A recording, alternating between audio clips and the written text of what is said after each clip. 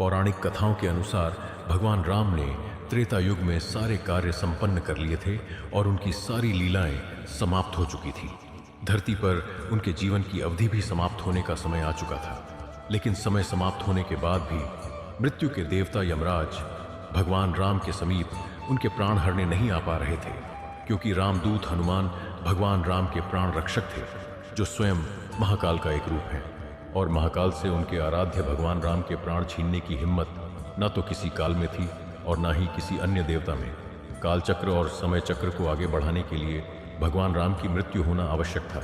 ऐसे में भगवान राम ने एक उपाय निकाला और अपनी एक अंगूठी महल के किसी छेद में गिरा दी और हनुमान जी से बोले, हनुमान, मेरी प्रिय अंगूठी धरती में उस छेद में चली गई है। क्या तुम पाताल लोक से मेरी अंगूठी ढूंढ कर ला सकते हो? हनुमान जी बोले, प्रभु, बस इतनी सी बात, मैं अभी जाता हूँ और शीघ्र ही आपकी अंगूठी लेकर आता हूँ। हनुमान जी अंगूठी ढूंढने पाताल लोक में चले गए। वे अंगूठी को पकड़ने जाते और वह और नीचे चली जाती। अंततः हनुमान जी पाताल लोक पहुँचे, जहाँ वे नागों के राजा नागराज से मिले। नागराज ने उन्हें अंगूठियों से भरा एक कक्ष दिखाया और कहा, इस कक्ष में बहुत सारी अंगूठियाँ रखी हुई हैं, आप प्रभु राम की अंगूठी ढूंढ सकते हैं। उन्हें काफ़ी समय लग गया। हनुमान जी को अयोध्या में न देखकर यमराज ने अयोध्या में प्रवेश किया। वे एक संत का रूप धारण कर भगवान राम जी के महल में पहुंचे। संत के वेश में यमराज भगवान राम से मिले और बोले, प्रभु, आपको मुझे वचन देना होगा कि हम दोनों की बातों को गुप्त रखा जाए और जो कोई भी हमारी बातों को सुने उसे मृत्यु दंड दिया जाए। राम जी ने कहा, आप निश्चिंत रहिए। और उन्होंने लक्ष्मण को बुलाकर कहा, लक्ष्मण, ये मुनिवर मेरे साथ कुछ गंभीर वार्तालाप करना चाहते हैं। तब तक तुम द्वार पर ही पहरा देना और किसी को अंदर मत आने देना। यदि कोई अंदर आया तो तुम्हें मृत्यु दंड प्राप्त होगा। लक्ष्मण ने कहा, जो आज्ञा भैया, मैं आपके आदेश का पालन करूंगा। लक्ष्मण के जाने के बाद उस संत ने अपना वास्तविक रूप दिखाया और बोले, हे प्रभु, मैं यम हूँ। आपने ही मुझे यह कर्म दिया है कि इस संसार से समस्त जीव जंतुओं के प्राण हरूं। भगवान शिव और ब्रह्मा की आज्ञा से मैं आपको स्मरण कराने आया हूँ कि पृथ्वी लोक पर आपका निर्धारित समय पूर्ण हो चुका है। अब आपको अपने धाम लौटना चाहिए। इससे सभी देवता आपको विष्णु स्वरूप में देखकर प्रसन्न होंगे। यदि आप कुछ और समय रहना चाहें तो रह सकते हैं। भगवान राम अंतर्यामी थे। वे यमराज की बात सुनकर मंद मंद मुस्कुरा रहे थे। इसी बीच महल में दुर्वासा ऋषि पहुंचे। लक्ष्मण ने कहा, गुरुवर, राम अभी किसी से नहीं मिल सकते। यह सुनकर दुर्वासा ऋषि क्रोधित हो गए और बोले, यदि मुझे अभी राम से नहीं मिलने दिया गया तो मैं पूरी अयोध्या नगरी को श्राप देकर भस्म कर दूंगा। लक्ष्मण ने सोचा, यदि मैं इन्हें अंदर जाने दूं तो मुझे मृत्यु दंड मिलेगा, लेकिन अयोध्या बच जाएगी। वे भगवान राम के कक्ष में गए। लक्ष्मण को देखकर यमराज अंतर्ध्यान हो गए। राम जी समझ गए कि अब उन्हें राजधर्म निभाना होगा। राम जी ने अपने कुलगुरु से परामर्श किया। उन्होंने कहा, किसी अपने का त्याग करना भी मृत्यु दंड के समान है, अतः तुम लक्ष्मण का त्याग कर दो। लक्ष्मण ने यह सुन लिया और बोले, भैया, आप मेरा त्याग मत कीजिए। मैं स्वयं आपके वचन की रक्षा के लिए अपने शरीर का त्याग कर दूंगा। लक्ष्मण सरयू नदी के तट पर गए और समाधि लेकर अपने शेषनाग स्वरूप में विलीन हो गए। इसके बाद भगवान राम भी अपने धाम की ओर प्रस्थान कर गए। जब हनुमान जी लौटे और प्रभु राम को महल में न पाया तो वे अत्यंत दुखी हुए। उन्होंने कहा, प्रभु, आपने जानबूझकर मुझे पाताल लोक भेजा था ताकि मैं आपको रोक न सकूं। तब आकाशवाणी हुई कि हनुमान जी को अमृतत्व का वरदान प्राप्त है। वे धरती पर रहेंगे और जहाँ कहीं भी भगवान राम का भजन कीर्तन होगा वहाँ वे अवश्य उपस्थित रहेंगे और भक्तों को आशीर्वाद देंगे। एक बार भगवान विष्णु क्षीर सागर में शेषनाग पर विश्राम कर रहे थे। माता लक्ष्मी उनके समीप विराजमान थीं। तभी ब्रह्मा जी और अन्य देवता उनके पास आए और बोले, प्रभु, पृथ्वी पर रावण के अत्याचार बढ़ रहे हैं। देवता, दानव और मनुष्य सभी उसकी पीड़ा से व्यथित हैं। कृपा कर उनकी रक्षा कीजिए। सामने टिक नहीं पाता, क्योंकि स्वयं ब्रह्मा और महादेव ने रावण को वरदान दिया है कि रावण की मृत्यु देव, दानव, नाग या नर के हाथों नहीं हो सकती। प्रभु, आपकी सृष्टि का भार उठाना मेरा परम धर्म है, पर जब पृथ्वी पर धर्म की जगह अधर्म अपना स्थान बनाने लगे तो मैं भी डगमगाने लगती हूँ। मैं अधर्म का भार कैसे संभालूं? प्रभु, पाप की अग्नि से मैं जलने लगी हूँ। पृथ्वी त्राही त्राही कर रही है। जब अभिमानी रावण चलता है तो ऐसा लगता है मानो अपने पांव तले पृथ्वी को कुचल देगा। पृथ्वीवासी भयभीत हैं, भीभीत हैं। समस्त ऋषि मुनि भी रावण के आतंक से परेशान हैं। अब मानवता की लाज बचाने वाला पृथ्वी पर कोई नहीं है। यदि कोई सत्य और धर्म की राह पर चलने का साहस करता है तो वह जीवित नहीं रह पाता। इसलिए प्राणियों की रक्षा करना आपका कर्तव्य है। प्रभु, इक्ष्वाकु वंश के तेजस्वी राजा दशरथ अयोध्या के राजा थे। उनकी 3 पत्नियां थीं, कौशल्या, कैकेयी और सुमित्रा। राजा दशरथ के पास धन, वैभव और शौर्य की कोई कमी नहीं थी। उनकी प्रजा भी सभी प्रकार से सुखी थी, पर चिंता का एक कारण यह था कि राजा दशरथ की कोई संतान नहीं। दशरथ बोले, गुरुदेव, आपके कृपा से हमारे पास धन, वैभव और शौर्य की कोई कमी नहीं है। बस हमें दुख इस बात का है कि हमारी कोई संतान नहीं है। मुझे भय है कि कहीं सूर्यवंश का सूर्य मेरे साथ ही समाप्त न हो जाए। गुरु ने कहा, आप निराश मत होइए राजन, यह यज्ञ मैं नहीं कर सकता। वेदों के ज्ञाता ऋषि श्रृंग मुनि इस यज्ञ को संपन्न करवा सकते हैं, वे इसमें अधिक निपुण हैं। दशरथ बोले, तो फिर उन्हें बुलाइए गुरुदेव और यज्ञ का अनुष्ठान कीजिए। गुरु ने कहा, इसके लिए महाराज आपको स्वयं उनके पास जाना होगा और यज्ञ करने के लिए प्रार्थना करनी होगी। दशरथ बोले, मैं आज ही ऋषि श्रृंग मुनि के आश्रम जाऊंगा और उनसे विनती करूंगा कि वे मेरी प्रार्थना स्वीकार करें। इसके पश्चात राजा दशरथ नंगे पांव चलकर ऋषि श्रृंग मुनि के आश्रम पहुंचे और उनसे भव्य यज्ञ कराने की प्रार्थना की। यज्ञ में ऋषि श्रृंग मुनि के साथ सभी ऋषि मुनि, तपस्वी, विद्वान, मित्र, राजा महाराजा और गुरु वशिष्ठ भी शामिल हुए। सभी की उपस्थिति में यज्ञ आरंभ हुआ। मंत्रोच्चार से चारों दिशाएं गूंज उठीं और यज्ञ की आहुति से वातावरण सुगंधित हो गया। तभी हवन कुंड की अग्नि से अग्निदेव प्रकट हुए। उनके हाथ में खीर से भरा पात्र था। अग्निदेव बोले, राजन, यह खीर का पात्र लो और इसे अपनी 3 रानियों में बांट दो। जिस इच्छा से तुमने इस यज्ञ का आयोजन किया है वह अवश्य पूर्ण होगी। दशरथ ने कहा, धन्यवाद अग्निदेव, आपने मेरी सारी चिंताएं दूर कर दी। यज्ञ की समाप्ति के बाद महाराज दशरथ ने सभी अतिथियों, ऋषि मुनियों और ब्राह्मणों को दान देकर विदा किया। उन्होंने कहा, कौशल्या, यह खीर का पहला भाग मैं तुम्हें देता हूँ, इसे ग्रहण करो। कैकेयी, यह दूसरा भाग तुम लो, और सुमित्रा, यह तीसरा भाग तुम ग्रहण करो।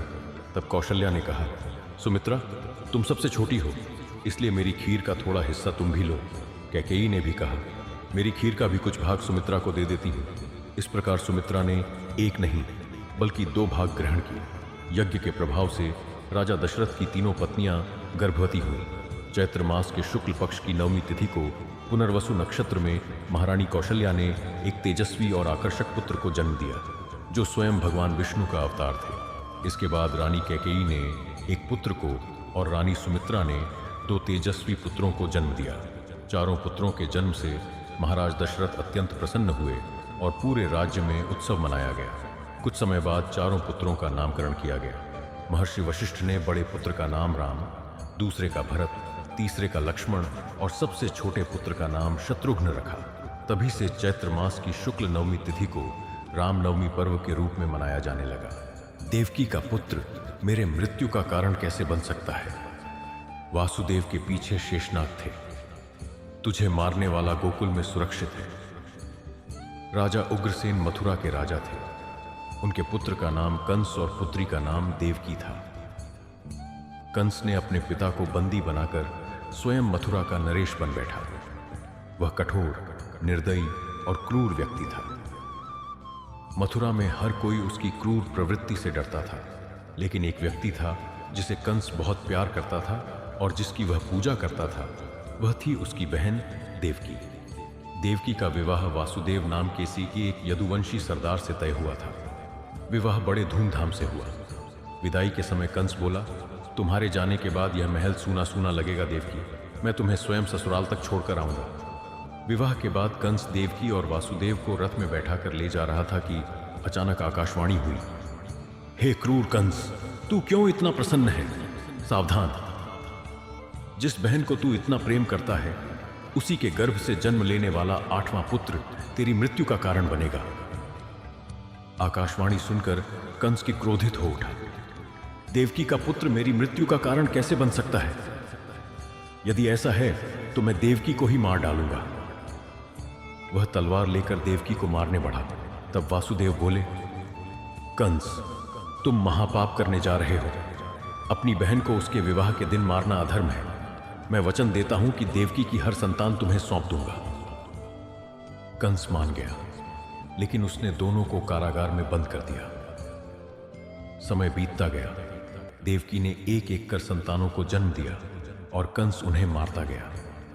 जब पहली संतान को देखकर कंस के मन में ममता जागी और उसने उसे छोड़ दिया, तब देवर्षि नारद आए। उनके हाथ में कमल का फूल था। नारद जी बोले, कंस बताओ, इस कमल की पहली पंखुड़ी कौन सी है और आठवीं कौन सी? कंस बोला, इसकी हर पंखुड़ी पहली भी है और आठवीं भी। नारद मुस्कुराए, तो कौन जाने आकाशवाणी ने किस गणना से कहा हो, संभव है पहली संतान ही आठवीं हो। यह सुनकर कंस ने अपना हृदय कठोर कर लिया और आगे की संतानों को भी नहीं छोड़ा। आठवीं बार देवकी गर्भवती हुई। देवकी ने प्रार्थना की, हे भगवान विष्णु, हमारी संतान की रक्षा करें। श्रावण मास की अष्टमी की रात थी। मथुरा में भयंकर तूफान और वर्षा हो रही थी। आधी रात को भगवान विष्णु देवकी के सामने प्रकट हुए और बोले, मैं तुम्हारे पुत्र के रूप में जन्म लूंगा। वासुदेव, जन्म के बाद इस बालक को गोकुल ले जाकर नंद के घर जन्मी कन्या से बदल देना। यह कहकर वे अंतर्धान हो गए। मध्यरात्रि में बालक का जन्म हुआ। उसी क्षण कारागार की बेड़ियां खुल गईं, द्वार अपने आप खुल गए और सैनिक गहरी नींद में सो गए। वासुदेव ने बालक को टोकरी में रखा और सिर पर उठाकर चल पड़े। उनके पीछे शेषनाग प्रकट हुए और अपने फन से बालक की रक्षा करने लगे। यमुना नदी के किनारे पहुंचने पर नदी ने स्वयं मार्ग दे दिया। वासुदेव गोकुल पहुंचे, जहां नंद की पत्नी यशोदा ने एक कन्या को जन्म दिया था। वासुदेव ने कृष्ण को वहां सुलाकर कन्या को उठा लिया और वापस कारागार लौट आए। लौटते ही द्वार बंद हो गए और बेड़ियां पुनः जकड़ गईं। शिशु के रोने की आवाज सुनकर सैनिक जागे और कंस को सूचना दी। कंस कारागार में आया और बोला, देवकी, मुझे बच्चा दे दो। देवकी विनती करने लगी, यह तो कन्या है, यह तुम्हारा क्या बिगाड़ेगी? लेकिन कंस नहीं माना। जैसे ही उसने कन्या को उठाया, वह उसके हाथ से छूटकर आकाश में प्रकट हुई और देवी दुर्गा के रूप में बोली, अरे दुष्ट कंस, तुझे मारने वाला गोकुल में सुरक्षित है। समय आने पर वह तुझे तेरे पापों का दंड देगा। यह कहकर देवी अंतर्धान हो गई। कंस भयभीत हो उठा। इस प्रकार भगवान श्री कृष्ण का जन्म हुआ। आगे चलकर श्री कृष्ण और सुदामा ऋषि सांदीपनी के आश्रम में शिक्षा प्राप्त करने लगे। दोनों में गहरी मित्रता थी। आश्रम के पास एक गरीब महिला रहती थी जो वासुदेव का नाम जपती थी। एक दिन उसे भिक्षा में चने मिले, जिन्हें उसने संभाल कर रख लिया। रात में चोर उन्हें चुरा ले गए और आश्रम में छोड़ गए। गुरु माता ने वही चने की पोटली सुदामा को दी और कहा, जंगल में भूख लगे तो तुम और कृष्ण मिलकर खा लेना। सुदामा को ज्ञात था कि उन चनों पर श्राप है। जंगल में जब कृष्ण ने भूख लगने पर पूछा, सखा, क्या तुम्हारे पास कुछ खाने को है? सुदामा ने सोचा, यदि ये चने कृष्ण को दे दिए तो श्राप के कारण वे दरिद्र हो जाएंगे, और यदि कृष्ण दरिद्र हुए तो सारा संसार दरिद्र हो जाएगा। इसलिए उन्होंने चुपके से स्वयं चने खा लिए। कृष्ण ने पूछा, तुम कुछ खा रहे हो? सुदामा बोले, नहीं, मैं कुछ नहीं खा रहा। शिक्षा पूर्ण होने के बाद श्री कृष्ण द्वारका के राजा बने और सुदामा अत्यंत गरीब रहे, लेकिन उनकी मित्रता सदा अमर रही। उनके घर इतनी ज्यादा गरीबी थी कि कई कई दिनों तक उन्हें भोजन नहीं मिलता। ऐसे में एक दिन सुदामा की पत्नी ने उनसे कहा कि वे अपने सखा श्री कृष्ण से मिल आए। पत्नी की बात मानकर सुदामा द्वारिका जाने के लिए तैयार हो जाते हैं, लेकिन उन्हें चिंता सताती है कि खाली हाथ सखा के पास कैसे जाएं। तब उनकी पत्नी पड़ोस से थोड़े से चावल मांग लाती है और उन्हें एक पोटली में बांधकर सुदामा को देती है। वह कहती है, जाते समय ये चावल श्री कृष्ण को दे देना। सुदामा चावल लेकर नंगे पांव पैदल ही द्वारिका की ओर चल पड़ते हैं। रास्ते में उनके पैरों में कांटे चुभ जाते हैं, फिर भी वे जैसे तैसे द्वारिका पहुंचते हैं। श्री कृष्ण के महल के द्वार पर पहुंचकर वे द्वारपाल से कहते हैं,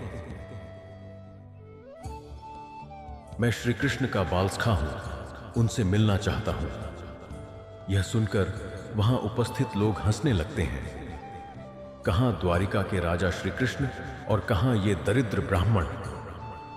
उनका उपहास किया जाता है और उन्हें लौट जाने को कहा जाता है। अपमानित होकर सुदामा वापस लौटने का मन बना लेते हैं। तभी एक द्वारपाल पूछता है, आपका नाम क्या है? सुदामा कहते हैं, मेरा नाम सुदामा है। दूसरा द्वारपाल जाकर श्री कृष्ण को सूचना देता है, महाराज, द्वार पर एक गरीब ब्राह्मण आया है। वह स्वयं को आपका बालसखा बता रहा है और अपना नाम सुदामा कहता है। जैसे ही श्री कृष्ण सुदामा का नाम सुनते हैं, वे नंगे पांव दौड़ते हुए द्वार पर आते हैं। वहां सुदामा नहीं दिखते तो वे उन्हें खोजते हुए आगे बढ़ जाते हैं। जब वे सुदामा को देखते हैं तो उन्हें रथ में बिठाकर महल ले आते हैं। श्री कृष्ण सुदामा को अपने सिंहासन पर बिठाते हैं और उनके चरण धोते हैं। सुदामा की दशा देखकर उनकी आंखों से आंसू बहने लगते हैं। उन्हीं अश्रुओं से वे उनके पैर धोते हैं और अपने वस्त्र से पोंछते हैं। फिर मुस्कुराकर पूछते हैं, सुदामा, भाभी ने मेरे लिए क्या भेजा है? सुदामा संकोच से कहते हैं, कुछ नहीं। वे चावल की पोटली छुपाने लगते हैं, लेकिन श्री कृष्ण स्वयं वह पोटली ले लेते हैं और चावल खाने लगते हैं। वे कहते हैं, यह तो बहुत स्वादिष्ट है। आज तक मैंने इतने स्वादिष्ट चावल नहीं खाए। श्री कृष्ण सुदामा को अपने कक्ष में ले जाकर उनकी सेवा करते हैं, उनके हाथ पैर दबाते हैं। कुछ दिन बीतने के बाद सुदामा विदा लेने लगते हैं। वे कहते हैं, अब मुझे आज्ञा दो सखा, वहां तुम्हारी भाभी मेरा इंतजार कर रही होगी। श्री कृष्ण उन्हें विदा करते हैं और कुछ दूर तक छोड़ने भी जाते हैं। रास्ते में सुदामा सोचते हैं, कृष्ण ने तो मुझे कुछ भी नहीं दिया, अब पत्नी को क्या मुंह दिखाऊंगा। जब वे अपने नगर पहुंचते हैं तो अपना घर ढूंढने लगते हैं, लेकिन उन्हें अपनी झोपड़ी दिखाई नहीं देती। जहां उनकी झोपड़ी थी वहां एक भव्य महल खड़ा होता है। वे आश्चर्यचकित रह जाते हैं। तभी उस महल से उनकी पत्नी सुंदर वस्त्र और सहस्र आभूषण पहने महारानी के समान बाहर आती है और कहती है, देखा स्वामी, मैंने कहा था ना कि श्री कृष्ण हमारे दुख दूर कर देंगे। उन्होंने हमारी दरिद्रता मिटा दी। तब सुदामा को श्री कृष्ण की लीला समझ में आ जाती है और वे अत्यंत प्रसन्न हो जाते हैं। दोस्तों, इस कहानी से हमें यही शिक्षा मिलती है कि हमें अपने कर्मों का फल अवश्य भोगना पड़ता है। भगवान भी कर्म के नियम को नहीं बदलते। जिस प्रकार सुदामा को अपने जीवन में दरिद्रता सहनी पड़ी, उसी प्रकार हमें भी अपने कर्मों का फल मिलता है। इसलिए हमें सदैव अच्छे कर्म करने चाहिए। आईएससी के साथ इस कहानी का अंत होता है। अगर आपको भक्ति कहानियां सुनना पसंद है तो भक्ति सक्सेस स्टोरीज को लाइक, कमेंट एंड सब्सक्राइब जरूर करें ताकि सबसे पहले वीडियो आप तक पहुंच सके। हर हर महादेव।